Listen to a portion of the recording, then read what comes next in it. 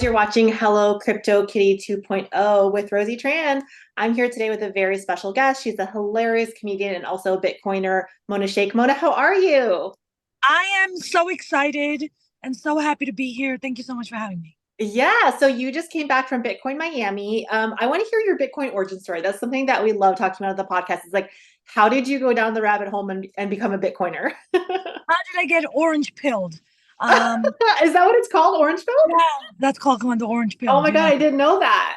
yeah, you're orange pilled. I've been orange pilled. Um, so during the pandemic, my neighbor Jonathan and I've known my buddy Jonathan for a while now, and Jonathan was like, "Mona, do you invest in Bitcoin?" I said, "No, I've been reading up about it, but I don't know much about how should I go about investing in it." And he goes, "Oh, it's so easy. You open up a Robinhood account. Come on, let me open it for you." Helps me open my Robinhood account. See, this is how it works. This is how you. And I was like, "Oh, this is really fascinating." And he goes, "Oh yeah." He goes, "I've made 100K out of my 10K in just 1 year." And I was like, "No way." He goes, "Oh yeah." He goes, "I've been making money." And I was like, "Dude, tell me everything." So then I started going down the rabbit hole, researching about Bitcoin, reading the white paper, learning what the technicalities of, learning the jargon, what is crypto, what is Bitcoin. And I was just hooked. And I think the main thing that really hooked me into it was the decentralization aspect, the blockchain technology. Because I was like, oh, wow, with banks, there's next to no transparency, but Bitcoin gives you that. It gives you all of that. The fact that you can transfer like billions of dollars, like in a matter of minutes, even seconds, without paying all these fees to these interim banks who like totally screw you.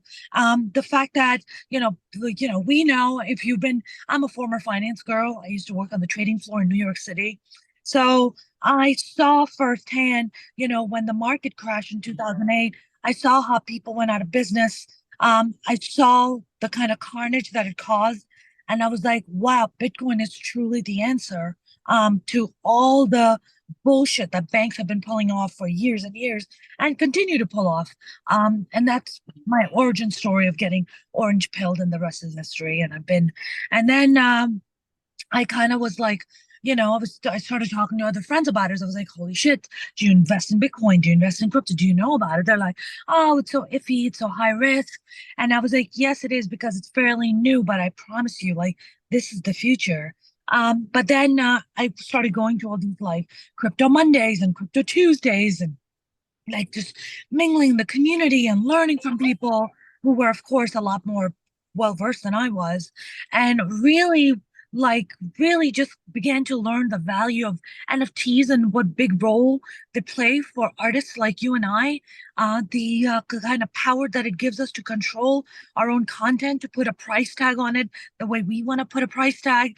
The fact that we're not going to be dependent, on the likes of YouTube and all these, all these middlemen who basically screw artists. The fact that we get to have, ownership of our own IP. I mean, all of that excited me so much because I had been thinking like that for a long time. And, just seeing like the fact that you can get thousands of views on YouTube and they'll send you like a $3 check. You're like, well, wait a minute.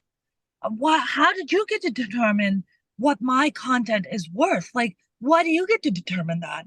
And I love the freedom that Bitcoin and I guess even the crypto space, and blockchain technology brings to us. I love Sorry. how I love no, great. This is great. I love how passionate you are, because everyone's origin story is so different. And it's funny that you said you were a finance girl and you had some background in it, and that it seems like it really catapulted you into your passion forward. My origin story is a little bit different because even though I love investing and economics is my passion, I was intimidated by it. I was scared. Like you just like seemed like you jumped right into the deep end. I got into Bitcoin very early. When was it created? In 2009. So I got in 2011, but I didn't invest for years and years because I was too scared. I thought I'm not smart enough. I don't understand this. And I regret that obviously because when I found out about it, it was like $1, right? but I was just too scared. Jesus, you could have been a multi-millionaire right now. Yeah, don't remind me. I'm sorry. I don't mean to rub the wounds in. I'm sorry. Don't remind me. Yeah, so I had many, many chances, but I was too scared. I was too worried about it. I actually had learned about it from NPR. I had heard a story about it on NPR. This is when Bitcoin went to like $10 and then it crashed to like a few cents, and NPR was saying Bitcoin's dead, right? We've heard that so many times. Bitcoin's dead. It's not coming back. And so I heard the story in NPR talking about how Bitcoin went all the way up to $10 and then it crashed down to a couple pennies and it's just this dead internet money. And I was like, what is this? But I was so intimidated by it. I was so scared. I was so scared of all the jargon and all of the language. And I said, well, I'm not a programmer. I don't know anything.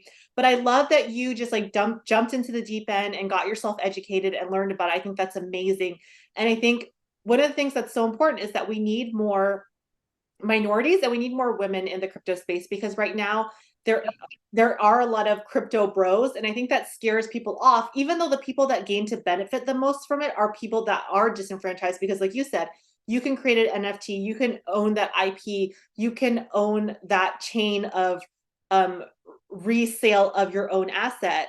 And so I think the people that gain to benefit the most from decentralized blockchain are actually women and minorities, because we are the people who have been historically disenfranchised. So I love it. I love it. I'm so passionate about it, and I love everything you're saying.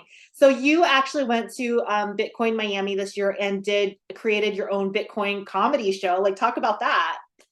So I basically wanted to bridge the gap between, anything in the Web3 space and comedy, because I didn't see anything that was tapping into that. And I wanted to come up with a concept, and I was just like, I can either sit around and wait for someone to do this, or I can take charge. And I don't know, Rosie, you've known me for a bit. I am not the kind of person that likes to sit back and wait for other people You to give don't. me You produce your own comedy shows. You've done all sorts of things like that. So you're always precisely. like hustling. Precisely. So I was like, why don't I just start this? And I was like, Jesus, like I don't know where the hell I should start this. Like, how do I go about this? I was like, well, what do I know? And I was like, I do know how to produce a comedy event. Okay, great. I do know how to produce comedy shows. Okay, that much I know. Now, how do we tap into in the Web3 space? How do we tap into Bitcoin? How do we tap into that? So I was like, I had teamed up with this production company, and that was producing all these like crypto and events and stuff like that. And they were like, we can help you produce this. Not going to get into kind of how messy they kind of made the situation a little bit for me. So I had to take it back from them, because there's a lot of hustlers. Like, there's a lot of people who are just looking to hustle you out of your money. They'll promise you the moon, like, oh, I can do this for you and I can do that for you. And then they're like hustling you out of your money. So I was like, Mona, you're just gonna have to invest your money, take a chance, fall on your face, and just learn from it. And then that's truly the bottom line. There's nothing else to this. So, I think so. I wanted to talk about this because this was really interesting. You said that you were trying to find crypto comedians, and by having this show, you had comedians that were not into crypto, but then them studying it actually became into crypto. that's correct. That's exactly what happened. And that's precisely, and I was just like, oh, interesting. While everybody else is also talking about mass adoption, I am also becoming part of the mass adoption. And I was like, that's perfect. So we're part of the movement because I've already been orange pilled. So fuck it, let's do it. You're like, Like, take this orange pill, take this orange. You're like evangelizing. precisely, let's do it. And not even evangelizing, because then people get turned off, because people are like, you're trying to pull me into a scam. Because for a lot of the people who are not in this space think that it's this scam, because a lot of douchebags have went out and scammed people. And it's not that the technology is bad. It's not that Bitcoin is bad in any way. Quite the other way around. It's digital gold. That is indeed the future. But it's as if people have used that and hijacked it to, scam people out of their money. So people don't look at the scammers. They look at that Bitcoin is the problem. And it's like, well, Bitcoin is not the problem. Crypto is not the problem. The scammers are the problem. So let's just differentiate between those two things. I think that's Um, really important. The best metaphor I give is like when you get an email from a Nigerian prince asking for money. You don't say, I'm gonna marry a Nigerian prince. I want you to know that at this you point. don't you don't say, oh my god, the USD is corrupt, it's horrible. You say, oh, that scammer is corrupt, because he's asking for like to wire money or whatever, right? So you don't blame the financial asset, you blame the person. And so that happens in crypto where people are like, oh, it's a crypto scam. I'm like, how is it a crypto scam? The person is trying to scam you for crypto or for Bitcoin. That just shows the value of that asset. Yeah, I mean, I feel like so many people are just not educated about the space, and I feel, you know, I think there's like record number of education that's taking place right now where It's like people are mass adoption at scale. It's crazy. mass adoption at scale. I mean, look, not I know we're kind of going a little bit all over the place, but the fact that BlackRock has stepped up and wants their own Bitcoin spot ETF should speak volumes to you. If you know anything about the market or know anything about finances, to be like, wow, this company is has $10 trillion in assets, the most, right? And the fact that they wanna have their high net worth investors to come out and invest in Bitcoin speaks volumes. And I truly believe the moment the SEC, permits the BlackRock ETF, the spot Bitcoin is spot ETF, everybody's gonna jump on board. Everybody, because But, it now has but the here's approval of the big boys. but here's the thing with all of these apps, with Coinbase, with Robinhood, with all these apps, it's still the little guy still has a chance to get in before it goes to the moon. And I think Right. that's really important because you don't need BlackRock. You don't need these large Wall Street institutions. The little guy needs to understand that this is the time for the average Joe to get in before Wall Street gets in. That's right. And and I know that Wall Street is trying to get the monopoly on it. Yeah. That's why they're trying to go and buy up all this Bitcoin. They are really trying to hijack this idea and hijack Bitcoin and it not besides the fact that it pisses me off, it also scares me because I'm like, you guys have been screwing us over for fucking years. And you want to take that one thing that is going to give us freedom, that is going to get us away from you assholes. And you're trying to hijack that also? No, we're not having that. Yeah, that's so true. That's why I want to share the message with as many people as possible so that they can understand what's going on before, Wall Street kind of gets its claws in. We did go off on a tangent. You're right. So let's go back to your comedy show. So you got involved with a production company that fell through and you ended up doing it yourself and falling flat on your face, but actually succeeding. So tell us a little bit about getting this comedy show together at Bitcoin Miami and now having this brand of like this crypto comedy show. Yeah, so we did our debut event last December, which damn near almost freaking killed me. But I'm so happy that I was able to pull it off and had a really great turnout. And IBN News, and we got a bunch of different cool sponsors that came on board. So then, when the New Year came along, I reached out to, I was skimming through. I was just like, man, this would do really well, at a big conference. And I was like, what ideal other conference than Bitcoin? Where was the first comedy show held? The first one was held in Santa Monica at this Okay. beautiful venue called Famecast, and they were wonderful. And they were really wonderful.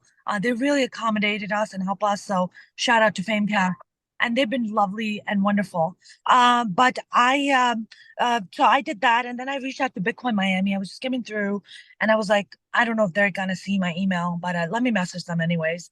And I said, hey, my name is Mona. I did this, and this is our highlight reel, and this is what we've done. And they reached out to me, and they were like, oh, this is such a fun concept. They're like, look, we would love to offer it as a satellite event for you. Would you be interested? And I said, yes, I'm totally on board. I started working with one of their main people who helps with the satellite event, Halima. She's like divine and lovely to work with. And she basically helped me put this event together and helped me find a venue and stuff. And we ended up doing this event. So what ended up happening is that when we did the first event, I, on a fluke, reached out to all these crypto stars that I thought were lovely and wonderful. Crypto Wendy O being my first one. And I reached out to her and I said, hey, Crypto Wendy O, I'm doing this thing. Would you be interested in attending? She was like, absolutely, sign me up. I'm like, really? And she was like, yeah, I'll come do it. And I was like, okay, you're like so cool. You're And like, I'm are these like, people going to respond to my email? And they're like, yeah. I know. I was like totally fangirling. I was like, oh my God, it's crypto NDO. Because to me, she's a star in the cryptos, like to me in her own right. Then I was at a Hollywood party because I was just out there networking and meeting as many people. And I had been watching Altcoin Daily Guys, their channel. And just so happens I'm at this party and in walks Austin and Aaron. And I was like, oh, Altcoin Daily Guys. It's So I fate. so fake. And I walk in, I'm like, please, I'm like, I'm such a fan of yours. They're like, oh, do you know who we are? I'm like, um, hello. Yes. Yes, I know who you are. Big You're, fan. you're so cute. And I was like, you guys are awesome. And I was like, hey, I'm putting together this event. Would you be open to coming and being on the panel? I was like, totally feel free to say no if you don't think it's good. And they're like, no, we'll be there. I was like, oh my God. Oh my God, what's happening right now? You're like, God And is trying to make this event happen. I'm like, God is so trying to like put me on the right path here. And then Phil Ranta was someone whom I had gotten connected to a previous contact from NFT LA actually. And Phil Ranta is another amazing star in his own right, big content creator, sold about $1.2 million of NFTs, just brilliant. And he came on board, and then I brought on comics to come out and perform Erica Rhodes and Francisco Ramos, who I love both. And then I was like, we did a panel and then we did a comedy show. And I was like, yeah, but the comedy is not really connected to crypto. It's not connected, right? We need to bridge that gap. Like they're just doing comedy, which they're brilliant, but I was like, we need to bridge that gap. So then I pivoted the concept a little bit and I said, for Bitcoin Miami, we're going to do a comedy roast of anything that's under the Web3 space, crypto, Bitcoin, anything that's under it, AI, metaverse, people who don't know. So like one of the comedians I brought in, Brittany Brave from Miami, she one of her opening jokes was like, she saw this guy in the audience. She's like, I'm pretty sure that guy smoked Ethereum, right? Because you know and what I loved is that I gave about a month and a half to the comics and everyone who was on the dais to prepare. So while I'm in, heading to getting ready to go to Miami, I hit up Allcoin Daily guys and I said, "Hey, do you think BitBoy Crypto would be interested in coming on the banner?" He goes, "Oh yeah, let me go talk to him." Then BitBoy goes, and then Ben Armstrong was like, "Yeah, let me get her on the phone with me. I'll talk to her." I get on the phone. I said, "Hey man, do you want to come and be part of the?" He was like, "People tell me I should do comedy." I'm like, "Well, this is your perfect opportunity." And he was like, I'm down, let's do it. I'm like, this is crazy. So Allcoin Daily guys were already on board. Wendy wasn't there. Wendy came just for one night and then left. So Wendy couldn't stay and do it. And then, yeah, that's kind of how we ended up doing it. We had BitBoy Crypto.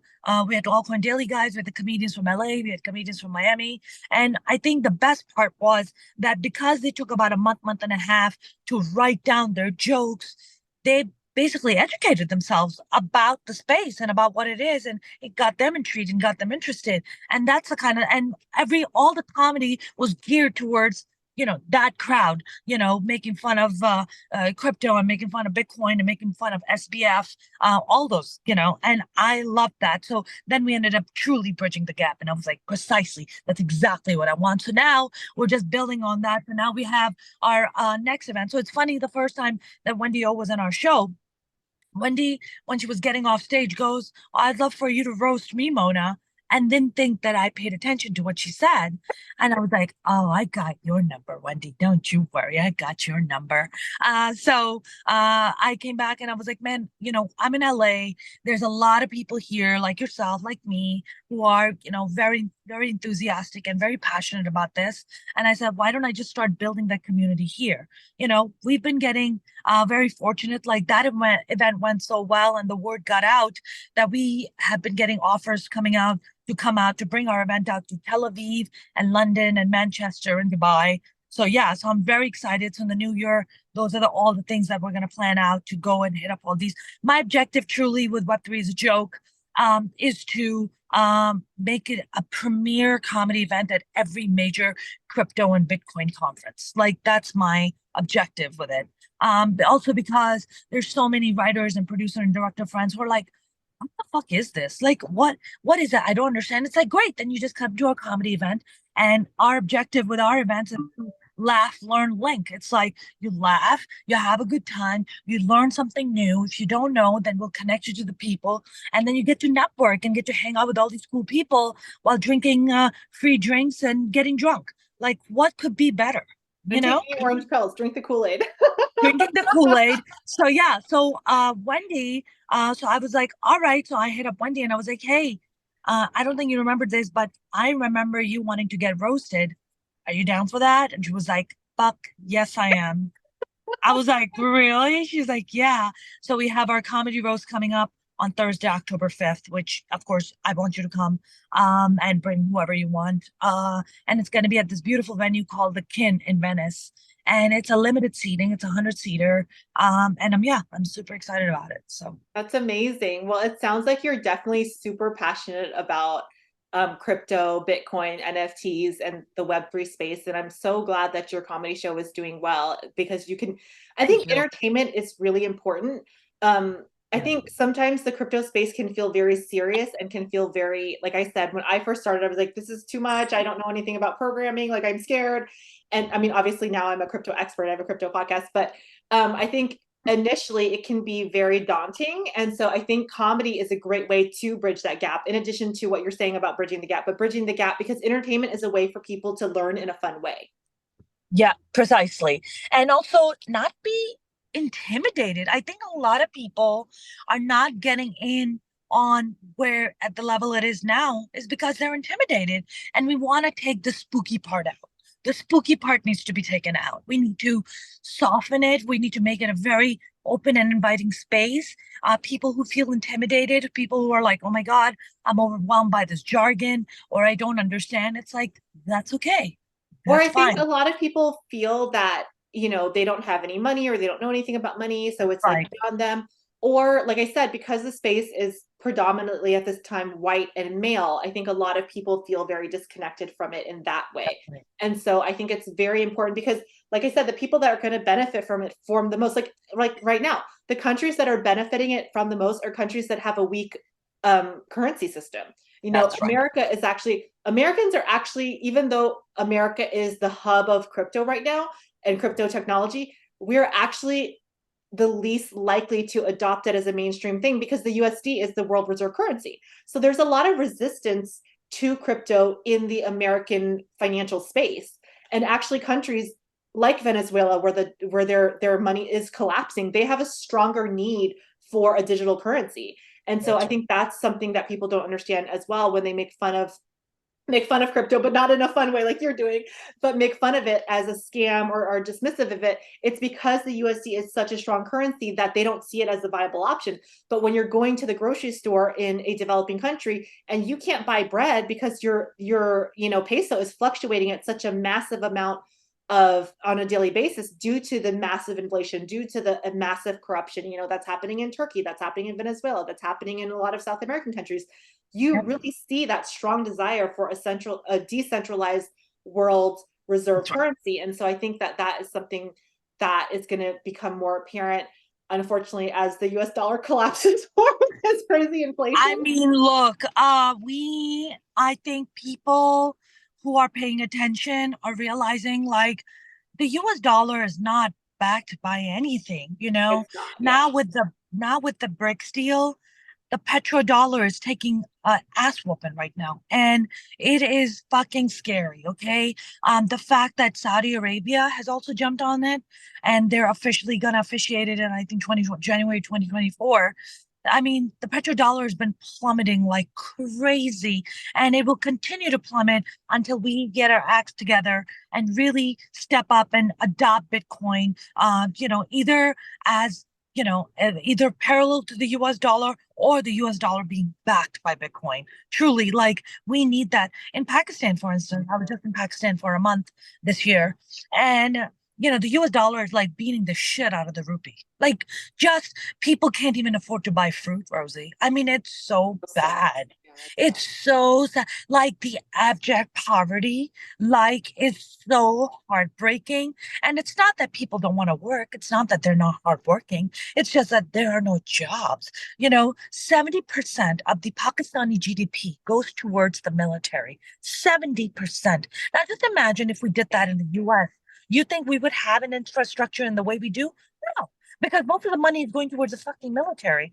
30% of whatever is left over comes down to the politicians. They eat everything up. So by the time the money trickles down, there's nothing left. So the average Pakistani citizen is getting fucked over by their own government every single day. And Bitcoin is truly the answer of freedom that what these people need.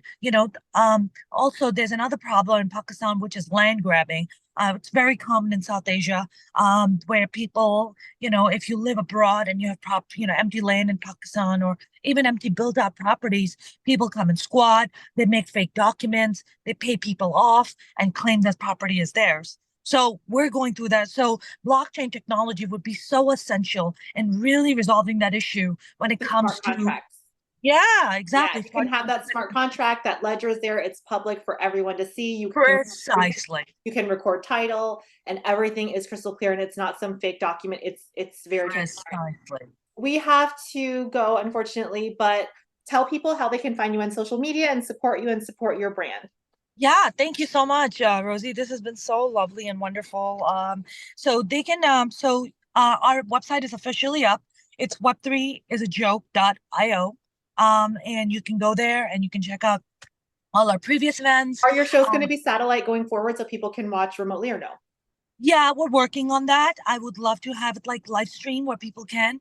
But sadly, And the one donate with crypto? donate with crypto. Listen, that's ideally what I would love to do. I would love to get paid in Bitcoin. That's what I would love to do. That's the goal. But In chats. exactly. So for now, yeah, so we have our event coming up on Thursday, October 5th, 6 p.m. at the Kin in Venice. And I would love for you to come. I would love for your audience members to come and join us.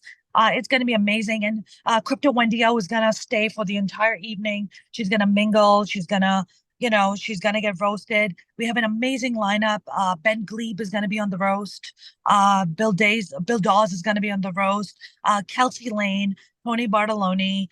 These are all big roasters at the Comedy Store for roast battle. So I wanted to pick like some of the best roast comics. And then of course I'm going to be the roast master, and Wendy's going to get roasted. And I was like, "Oh, Wendy, do you need help with jokes?" And she was like, "I got it." I'm like, "We'll see about that, lady. We'll see about that."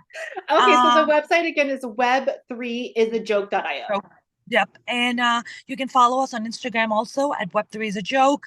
If you want to follow me personally, I'm at Mona's Comedy. And my website is monashaikh.com. And I'm also on Twitter at Mona's Comedy. So, but Okay, this has been Austin, if awesome. you're checking this out on YouTube or Rockman, we will have her information in the show notes below. If you're listening, check out our website. Actually, we don't have a website. Sorry, I forgot. I used to have a website and I took it down because this podcast is a refresh of an old podcast. I just Got it. so we don't have a website. So just check us out at rockman.com/Rosie Tran. Guys, I'm on Twitter at Funny Rosie, Instagram at Out of the Box Rosie, and on Facebook as well. Thank you so much for checking us out. This has been Hello Crypto Kitty 2.0 with Rosie Tran and Mona Shaikh. Thanks, guys.